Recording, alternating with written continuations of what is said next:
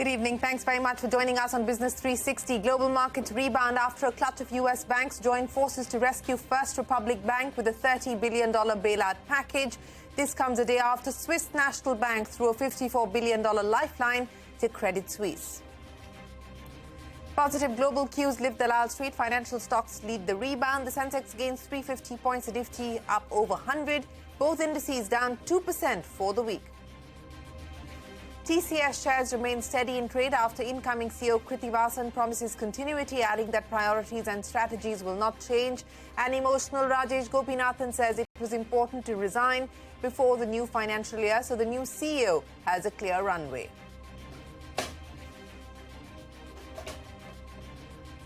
More than a dozen production-linked incentive schemes put under review by nodal government ministries. Sources say officials are assessing if higher investment targets have left many companies out of the ambit and if the eligibility criteria needs to be tweaked. That's an exclusive.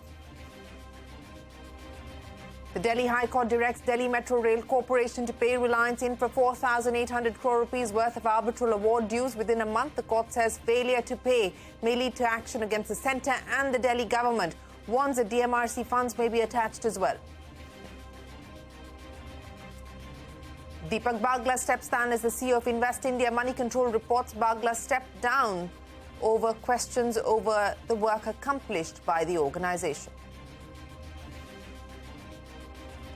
Parliament adjourned for the second day in a row amidst loud sloganeering from the Treasury and opposition benches. The BJP says they won't allow Rahul Gandhi to speak in the House unless he apologises for his remarks on Indian democracy in London.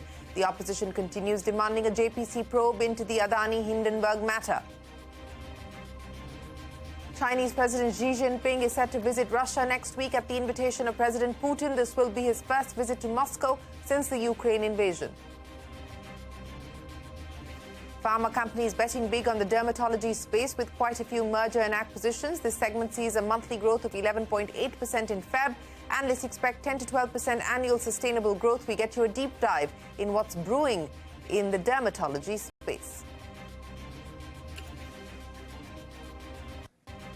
Well, let's start with the top story this evening. Global markets heaving a sigh